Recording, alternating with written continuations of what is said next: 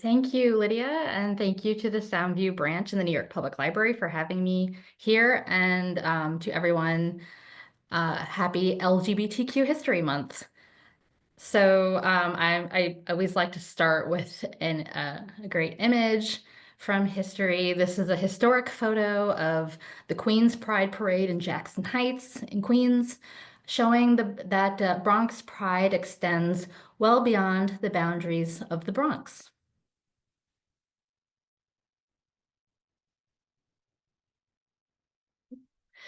So, the project is our project is nearly 10 years old. We were founded in 2015. We're a group of historic preservationists. There are many ways to tell history. We love to tell it through the places that we walk past every day. And our most public face is our website and also our Instagram feed. But our website features this interactive map documenting historic sites around the 5 boroughs. And we trace this history as far back as we can, the earliest being from the 17th century. And you'll see these colors on the right. They are coded to the kinds of historic sites that we're mapping, and you'll see them throughout the presentation. So, we record where queer history has happened in the city because we want to create a tangible link to a past that we didn't grow up learning about. And for a community that has been forced to remain hidden for so long, it's really impactful to show that LGBTQ people have existed all around us, history hidden in plain sight, made visible through our work. I know that there are some educators on the call today. We use these sites, for example, associated with the great James Baldwin, as part of an educational guide for high school students to think about how these places shaped his life as a Black gay man, writer, and activist. And the other great thing is that students have that chance to see themselves represented in history and that they do have historical role models, which is, so important. There are many ways to dive into this history. One of the things that we've created are these thematic collections. We're approaching close to 500 sites on the website. So here are some of the major themes. These are just a sampling of the collections that we have. We've recently added one for Asian Americans and Pacific Islander, and we're looking to add more to that one. Hispanic Heritage, we just finished up with Hispanic Heritage Month. Looking at the AIDS crisis, activism before Stonewall, emphasizing that there was a history before the 1969 uprising at Stonewall. Looking at the LGBTQ influence of the Harlem Renaissance, and going back as far as we can go with that pre-20th century history theme. So a sampling of what we have on the website for you to explore. The National Register of Historic Places. This is the federal government's honorary list of historic places that tell the story of America. And for a long time, that list represented only a slice of a much broader and diverse story. And so for our part, we've worked to add more places to the register for LGBTQ significance. And that's what you see here on screen. The Stonewall Inn was the very first site in the nation to be listed on the National Register for LGBTQ significance back in 1999. Predates our project, but 2 of our founders worked on that nomination. And we also last year provided an LGBTQ overlay to the Greenwich Village Historic District. And you can also go back and amend histories that were listed on the National Register. And we've done that with the Alice Austin House on Staten Island, for example, and the Church of the Holy Apostles in Chelsea in Manhattan. Another way that we work to get our history, that our project out there, is through partnerships like this one through Bloomberg Connects. We're a cultural partner of Bloomberg Connects, which is an app, a free arts and culture app. And we were given permission by the National Park Service to put our sign there, take a tour right at Stonewall National Monument in Greenwich Village. The guide features a self-guided walking tour and also brief interviews that we conducted with LGBTQ activists who made history. So you don't even need to be in Greenwich Village to listen to these histories. You can listen to them right from where you are. And this includes listening to Ellen Brady, for example, talk about how she helped plan the very first Pride March held in New York City in 1970 and what it was like to be part of that event. over 50 years ago. And as I mentioned earlier, our Instagram feed is also a popular way to dive into this history. We use this to spread awareness about our project and the work that we're doing and connecting people to this history. Looking at a project on the left there that we did, that we collaborated with earlier this year to bring trans history to a fictional subway line, so that people commuting on the one line earlier this year would be able to see where trans people have made an impact on New York City history. And you can see here elsewhere, we're out on the streets, sharing this history with people, and it's always a fun time. So another thing we like to do is bring people out onto these, into the city and learn about this history firsthand through walking tours, trolley tours. This is a trolley tour that we did with Woodlawn Cemetery in the Bronx. We do it every year in partnership with the Woodlawn Conservancy. Tourgoers hop on a trolley. We visit sites of grave sites of LGBTQ notables, and people have a chance to plant a rainbow flag at the site of each. And it's always a very moving event. And we're really proud to be able to do this with Woodlawn and also with Greenwood in Brooklyn. I just wanted to also share some upcoming virtual events that we have through a grant from Humanities New York. We're putting together a speaker series at the end of this month, one focused on the St. Patrick's Day Parade, the 25-year fight for LGBTQ people to be able to march openly.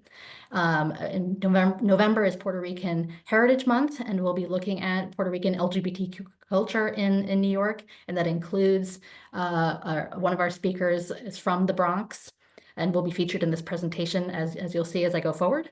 And then in December, we'll be looking at the famous Silence Equals Death pink triangle and looking at its historic origins, dating from the Holocaust, and how it was reclaimed in the 1970s first as a gay pride symbol, and then in the 1980s as a symbol in the fight against AIDS. So now I want to turn towards the Bronx, celebrate the Bronx.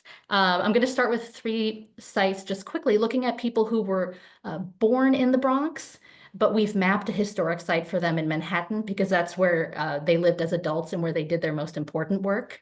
But I did want to give a shout out to their Bronx origins. The first is Joan Nessel, who was born in the Bronx in 1940, and the arrow points to her there. She also grew up in the Bronx.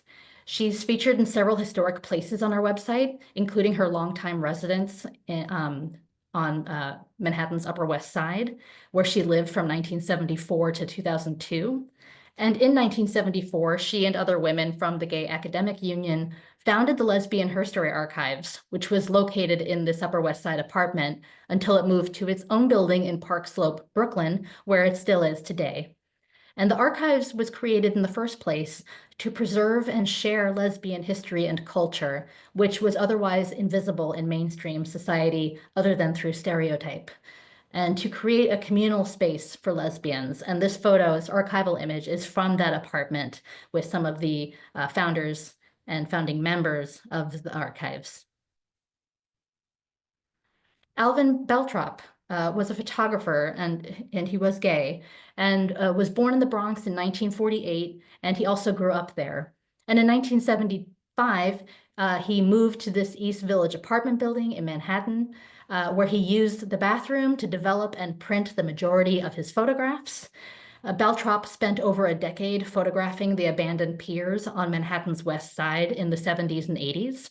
And later mentioning that he was one of the few, if only, Black photographers capturing images of the piers.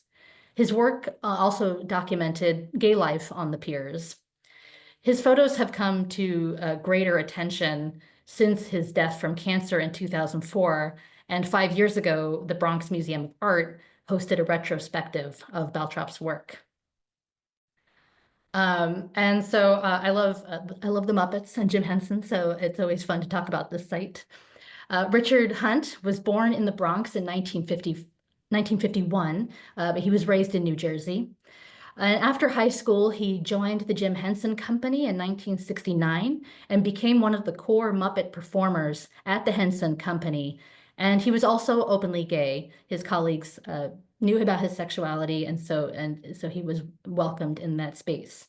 And I reached out to the archivist at the Henson Company to ask what historic site might be best to tell Hunt's story. And she suggested the former Reeves Teletape Studios on Manhattan's Upper West Side, because this was the first filming location of Sesame Street. And it's possible that the image you see here is from that location. And the red arrow points to Hunt sitting behind Jim Henson. Hunt worked at the Henson Company until shortly before his death from AIDS-related complications in 1992. So now we're going to look at three sites focused on the performing arts and located in the Bronx.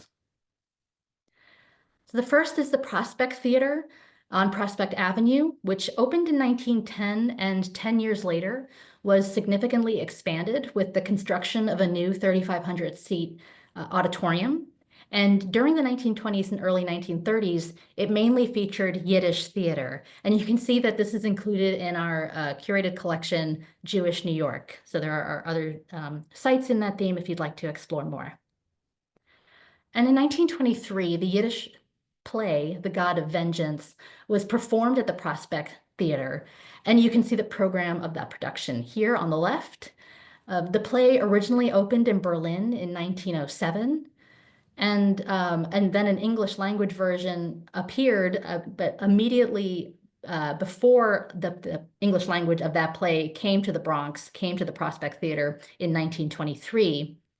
It was performed at the Apollo Theater on 42nd Street near Times Square. We have two Apollo theaters in New York and on our website. And so the Apollo on 42nd Street, you can see the pamphlet for that play on the left here. The God of Vengeance stirred controversy because for the very first time on any Broadway stage, it featured a lesbian love scene. And the reaction from so-called moralists was swift. The cast was indicted for, quote, presenting an obscene, indecent, immoral, and impure theatrical production, end quote. And then that production on Broadway was closed down. As one critic wrote in Theater Magazine, a more foul and unpleasant spectacle has never been seen in New York.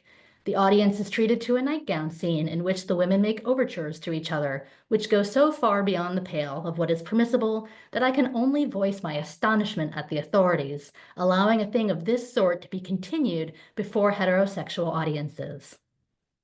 And so only 2 days after The God of Vengeance was forced to close on Broadway, it opened at the Prospect Theater in the Bronx on April 16th, 1923. So quickly scouting ahead to find another location. It doesn't appear to have been met with controversy here, and I believe it played here for a week. So moving from theater to dance, 4 years later, but a completely separate history, the Denishan House opened near the Jerome Park Reservoir in what was then a newly completed building, and it was built specifically as a training school for dance in 1927. And Denishan was founded by Ruth St. Denis and Ted Shawn, so Dennis Shawn, their last names. Denishan was founded years earlier as America's first professional dance company. And they were also a married couple who taught here together until 1931, when they split after Shawn realized that he was gay. Denishan House here in the Bronx was designed for dance performance in mind, including a double-height studio, costume shops, and the ability for trucks to drive into the base of the house to load and unload scenery. And Denishan House trained some of the pioneers of modern dance, including Charles Weidman and Jack Cole, both of whom were gay men, and also Martha Graham. And after splitting from St. Denis, Ted Shawn would go on to form a new company, Ted Shawn and His Men Dancers. And he founded the Jacob's Pillow Dance Festival in Massachusetts, which still exists. Sean did have relationships with men, but remained closeted until close to the end of his life because he wanted to prove to American audiences that dance was a masculine activity. And this is a really interesting topic that I invite you to learn more about in our website entry. It goes into what he was trying to achieve with dance and why heterosexual audiences a century ago would likely have not picked up on the gay themes in his productions that would be obvious to most people today. And I should say, while I mentioned that every site I'm talking about here has longer histories on our website for you to look into if you're interested. And so continuing with this dance theme, but moving into the 1990s, this is the original location of the Bronx Academy of Arts and Dance, or BAD, which is such a great acronym, and a great building, the former American Banknote Company printing plant complex on Barretto Street in Hunts Point. And the building had been abandoned. So in the late 1990s, part of it was converted to art space. And you can see that this is part of our Hispanic heritage theme, this site. BAD was located in 3,600 square feet of space on the second floor of the Banknote building. And then you can see that here on the left, right at the beginnings of BAD being in this space in 1998.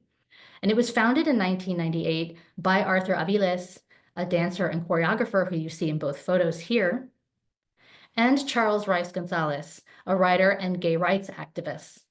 And he will actually be the speaker, one of the speakers in our November program celebrating Puerto Rican LGBTQ culture in the city.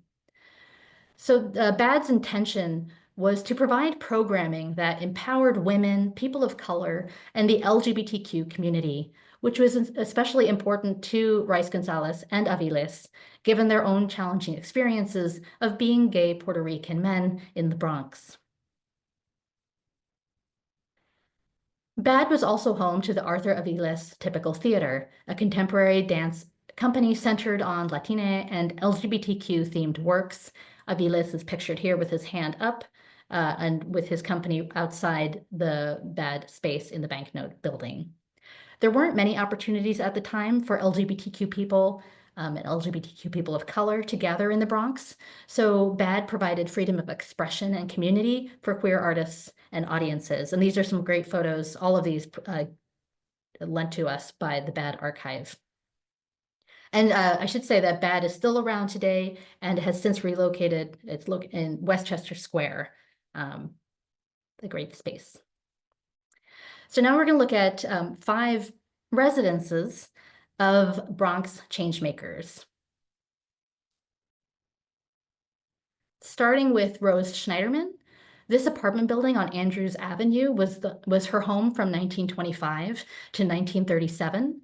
Schneiderman was a working-class Polish-Jewish immigrant and became one of the most significant labor reformers of the early 20th century.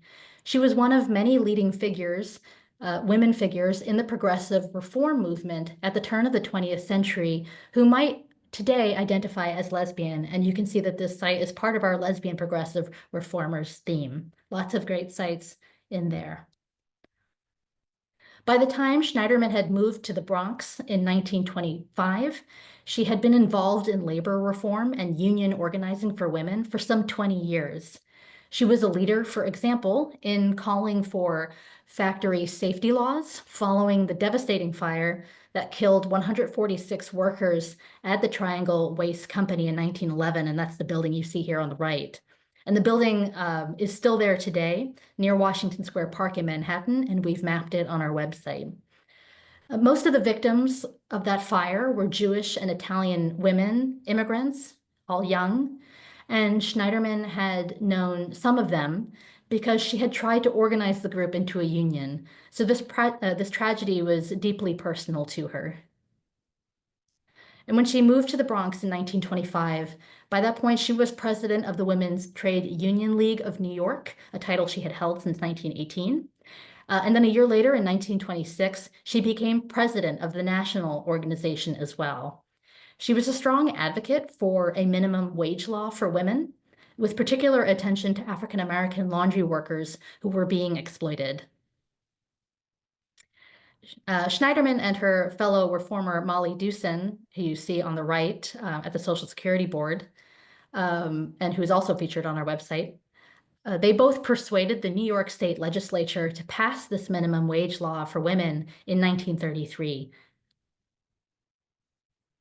Schneiderman met her partner, Maud Swartz, at a suffrage rally in 1912. They never lived together, but their relationship lasted until Swartz's death in 1937, which is the same year that Schneiderman left her Bronx apartment for one in Manhattan. Schneiderman was also involved at the Women's Trade Union League until it closed down in 1955. She's seen here at a league dinner in the 1930s honoring Eleanor Roosevelt. And you can find historic places connected to all the women in this photo on our website, and that also includes Mary Dreyer and Frida Miller. And so this next site, unfortunately, I don't have good images for, but this Bronx apartment building on McGraw Avenue is connected to the very first LGBTQ group formed in New York City. Irving Schwartz was a gay World War II veteran who, along with 4 other gay veterans, formed the Veterans Benevolent Association in 1945. The group was incorporated in 1948, and Schwartz was living in this apartment building by that time. We don't have any images of Irving Schwartz or the other directors, so this image of 2 World War II soldiers is serving as a placeholder. But we do have Schwartz's draft registration card, which you see at the left, showing that he was born in the Bronx, that he grew up in Monticello, New York, and had worked there as a pharmacist before the war. And he was also the son of Russian Jewish immigrants. Again, 2 other placeholder images. These are clearly not New York, but World War II had brought thousands of gay and lesbian members of the military from around the country to New York City, and many chose to settle here after the war because of its large gay community. The 5 directors of the Veterans Benevolent Association all received honorable discharges when they left the Army, but they started the VBA partly in response to many veterans receiving less than honorable discharges simply for being gay, and were therefore denied the benefits of the GI Bill. And years later, in 1965, when the pre-Stonewall gay and lesbian rights movement was well underway, the Veterans Benevolent Association's legacy was recognized as having thrived for some 7 or 8 years. And although the emphasis was on social relations, on dances and picnics and outings, it nevertheless held lectures, had discussions, and constituted the first effort on the American scene for a group of homosexuals to meet quite openly. And this was featured in a conference program, The Homosexual Citizen in the Great Society, in September of 1965. We also have a collection of sites connected to activism before Stonewall for you to explore further. The 1950s and 60s is a really important time for the LGBTQ community in terms of activism and community coming together, realizing that they weren't alone, that they had rights, that they should have rights, and that they needed to organize and fight for them. So a very important precursor to what would then happen at Stonewall in 1969 and in the activism that followed. And so our next house is the childhood home on Dudley Avenue of Christine Jorgensen. And the home was built by the construction company owned by her father. She lived here from the year of her birth in 1926 until the early 1950s. And she was a pioneering transgender woman, and of course is in our transgender history theme. Jorgensen knew from an early age, growing up in the Bronx, that she did not identify as male. Several years after serving in World War II, she left for Denmark for gender affirmation surgery, and by late 1952 made headlines, including this one from the Daily News: XGI becomes blonde beauty, operations transform Bronx youth. And when she returned to New York in 1953, she was met by an unprecedented 300 reporters at Idlewild Airport, which we now know as JFK Airport. Reporters also hounded her parents for information at their house on Dudley Avenue in the Bronx, forcing them to stay with nearby relatives. And we're really fortunate to have this historic image. It's from about 1939, and which is the time that the Jorgensens were living here. Perhaps Christine is on the other side of that open window on the 2nd floor. The city of New York had photographers take photos of every single lot in the city in the late 30s and early 40s, and they are incredible timepieces of what the city looked like at that time. Jorgensen was a really big deal, and people who remember this story are often surprised to find out that she's from the Bronx. Susan Stryker, a scholar of trans history, referred to Jorgensen as the world's first famous trans person. She's not the first trans person, but she was of the first worldwide known. And Stryker also said, quote, arguably the most famous person in the world for a few short years. So not just trans person, but just anyone in the early 50s. And Stryker said that as a result of Jorgensen's celebrity, she helped bring the word transsexual into the American vocabulary. And of course, today we would use the term transgender. And beginning in the summer of 1953, the year she returned home from her gender affirmation surgery, she began a performance career that lasted well into the 1960s. She's seen here looking fabulous at her home in Hollywood in 1969, and again in the early 1980s with Divine, both looking fabulous as well. Jorgensen also gave university lectures about life as a trans woman in this period. Mabel Hampton. So Mabel Hampton was an influential and beloved figure in New York City's lesbian community. She moved into this Bronx apartment building on East 169th Street in 1943 with her partner Lillian Foster, and the couple lived here together until Foster's death 35 years later. Hampton then lived here on her own for about a decade, and this is part of our lesbian life before Stonewall theme. Before moving to the Bronx, Hampton had been a singer and dancer during the Harlem Renaissance of the 1920s.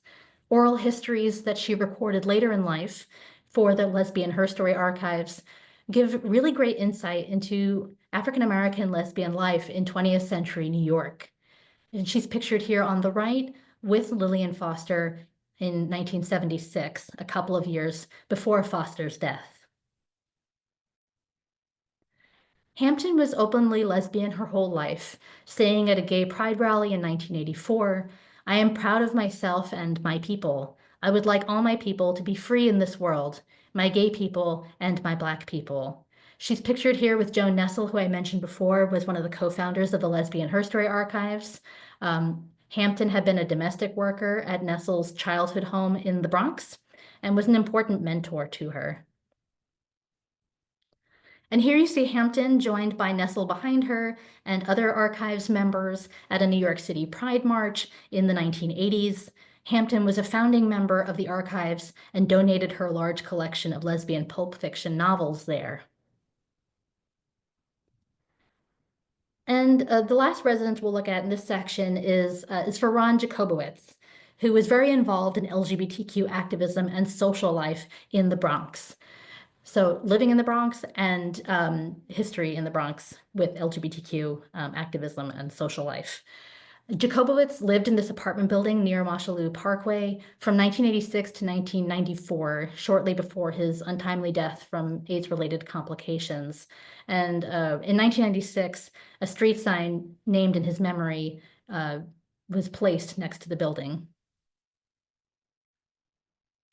And while living in this building, he co-founded Gay Men of the Bronx in 1990 and the Bronx Lesbian and Gay Men United for Political Action in 1992.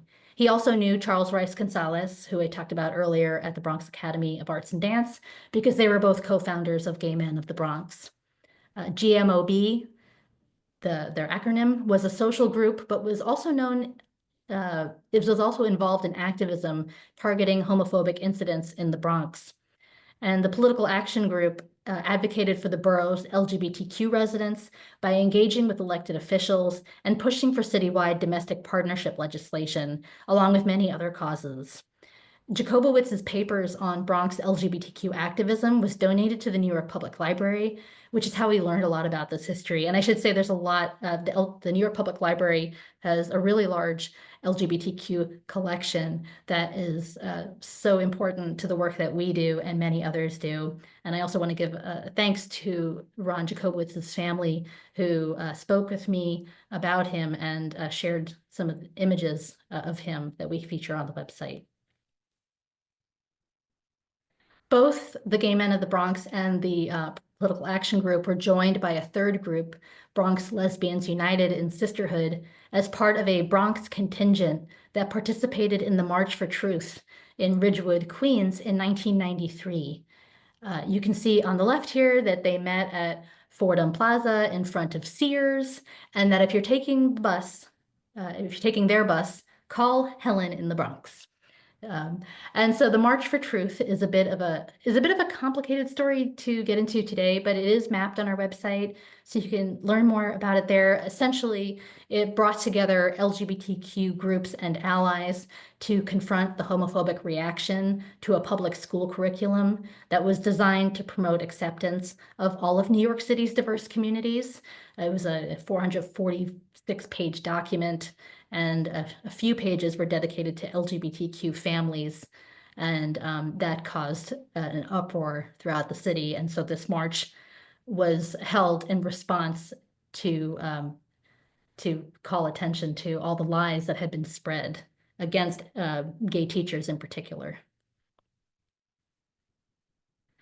So this final section, we're going to focus on LGBTQ activism and community in the Bronx.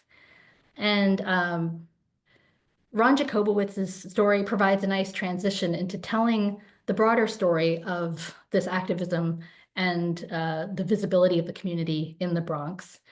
And first, I just want to also thank one of our graduate student interns from this past summer, Cecilia Hall, who focused her research on public outreach in the Bronx to identify more historic sites for us.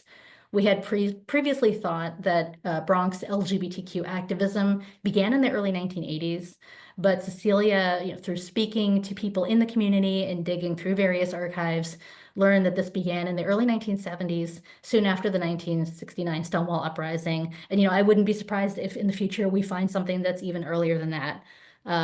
So this is an area, this is a good time for me to say also, if you happen to know of sites in the Bronx that you feel should be included, we're always looking to expand more in the Bronx.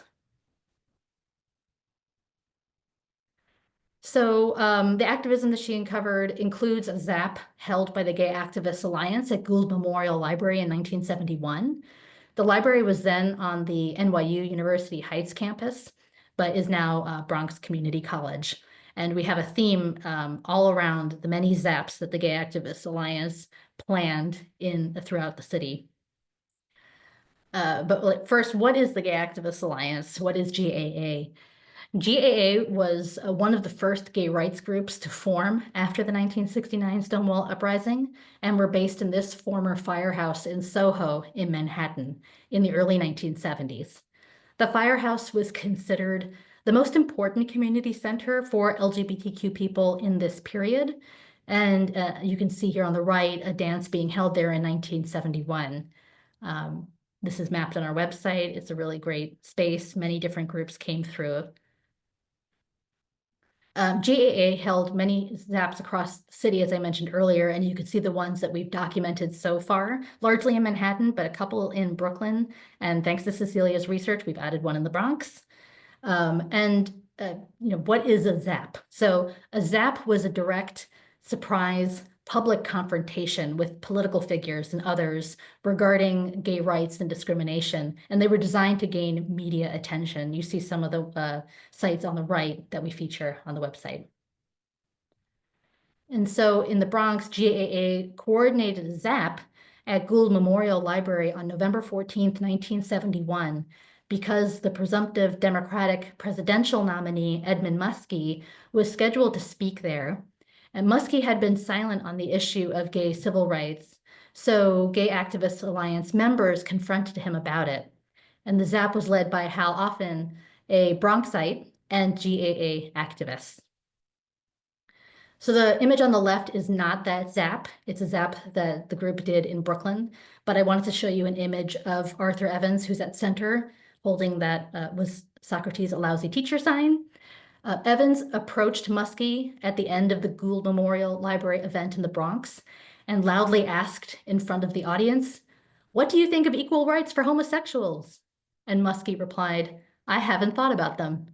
And Muskie later said that, quote, "sodomy laws were the state government's worry," end quote, in response to a question by how often asking if Muskie would approve an executive order to end gay discrimination in the federal government if Muskie was elected president. And then, so the next year, 1972, the Gay Activists Alliance opened a chapter in the Bronx called Bronx United Gays, or BUG.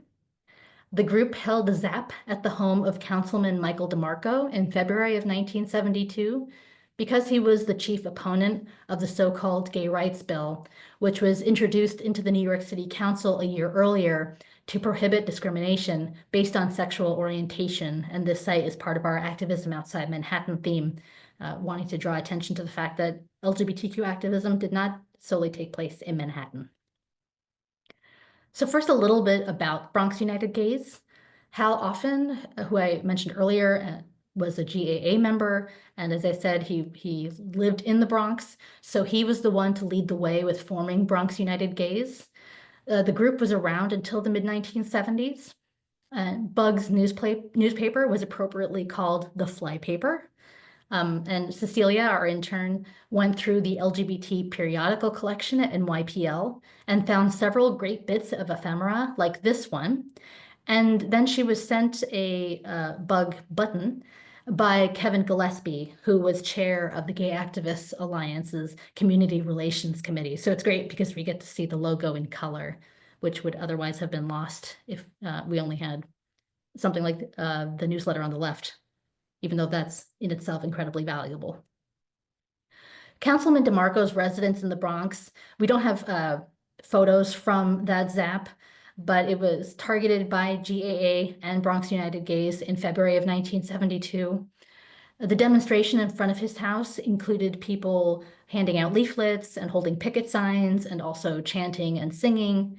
And the councilman, as I mentioned earlier, was the lead opponent of Intro 475, which was more widely known as the Gay Rights Bill, and it had been introduced into the city council a year earlier in 71. And the Gay Activists Alliance had been a leader in the fight to pass Intro 475 in its early years.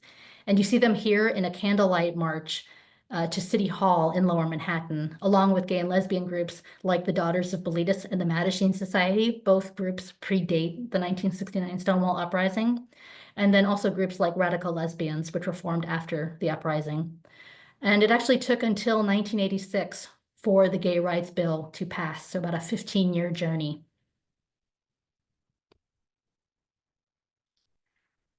And so groups like Gay Men of the Bronx and Bronx Lesbians United in Sisterhood created social opportunities for their members that led to wider visibility of LGBTQ people in the Bronx in the 1990s. And in summer, these groups hosted outdoor gatherings, barbecues, volleyball games at Orchard Beach and Pelham Bay Park, sometimes referred to as Pelham Gay Park by members. And the beach and the park were also sporting venues for Gay Games 4 in 1994. And I don't have images for those Gay Games events, but here are some, including one of Team New York entering the field at the opening ceremony, and which was held at Columbia University's Wien Stadium on the northernmost tip of Manhattan. And Gay Games 4 was held in New York City in June 1994, so 30 years ago this year, to coincide with Stonewall 25, which was the 25th anniversary of the Stonewall Uprising. The 1994 Games saw more than 11,000 gay and lesbian athletes compete, which was then a record even exceeding the Olympics. And at the time, tennis champion Martina Navratilova was the only active North American athlete who was openly gay. So the Gay Games was a really big deal for LGBTQ representation in the historically homophobic world of sports. And Navratilova was a major financial sponsor of the 94 Games. Some background on the Gay Games itself. It was founded in 1982 in San Francisco by Dr. Tom Waddell, a gay man and a physician, and also an Olympic decathlete. He competed in the 1968 Olympic Games in Mexico City. And he wanted to provide an international sports and culture event where LGBTQ athletes could participate without being forced to hide an important part of their identity. The AIDS epidemic began around that time, and gay men's sexuality was under increased attack by the general public. So Dr. Waddell wanted the games to be, quote, a statement on the quality of our lives. It was really, as in his words, much more of a social justice movement than a sports and culture event, although obviously all of that came together in these games. And Dr. Waddell, seen here, originally called it the Gay Olympics, but the United States Olympic Committee took him to court over the use of the word Olympics shortly before the first games in San Francisco. And so the name was changed to the Gay Games. And you can see in this photo the blip and the mask tape covering the word Olympics.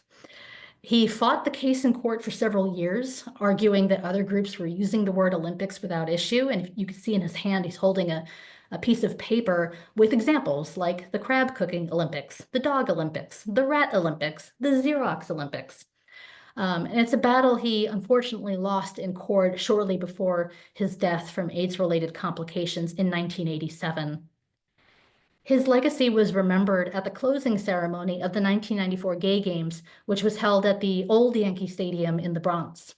The ceremony took place on June 25th, 1994, and the crowd of nearly 55,000 people saw the likes of openly gay actors Harvey Fierstein and Sir Ian McKellen, and gay icons like singers Cyndi Lauper and Patti LaBelle. And Charles Rice Gonzalez, who grew up in the Bronx and was there at the closing ceremony, told us just how incredible it was to be in his home borough with such a large showing of LGBTQ people all together at the stadium. And a lot of people remember this ceremony. We just mapped this site this summer and got a lot of feedback. Yankee Stadium closing ceremony was the top remembrance from people. I wish the stadium was still there, but that's another story. This is a map of the sporting events in the Bronx. The water polo preliminaries and basketball were held at the Apex at Lehman College on the upper left there. And then the golf was held at Split Rock Golf Course in Pelham Bay Park. And the triathlon was held at Orchard Beach. And you see on the lower left, the closing ceremony at the old Yankee Stadium. And then the yellow pin at upper left is where the opening ceremony in northern Manhattan took place, upper Manhattan. So I'm going to end with the Bronx Pride March. This was the first annual Bronx Pride Parade and Multicultural Festival was held on July 11th, 1998, along the Grand Concourse. Bronx Pride was founded by Gloria Diaz in 1997, and monthly meetings were held at the Pride in the Bronx program space on the Grand Concourse. The first Pride March in New York City was held in 1970 in Manhattan, followed by ones in Queens and Brooklyn in the 1990s.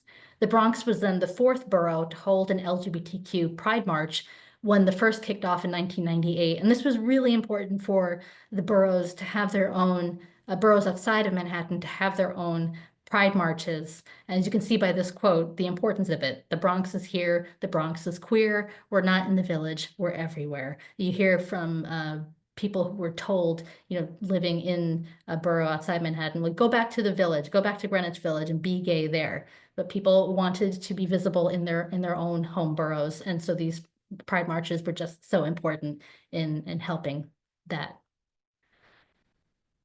So Bronx Pride's theme that first year in 98 was unity through diversity. And it drew nearly 5,000 attendees, with the route starting at 170th Street and the Grand Concourse, then going south on the concourse to Joyce Kilmer Park, where the festival was held. And Bronx Pride organizer Marisol Santiago said, "I saw regular people on the street waving at us, just enjoying the moment. It was like we were united. We were united at the heart, and that was beautiful." And these are some images from the festival in Joyce Kilmer Park.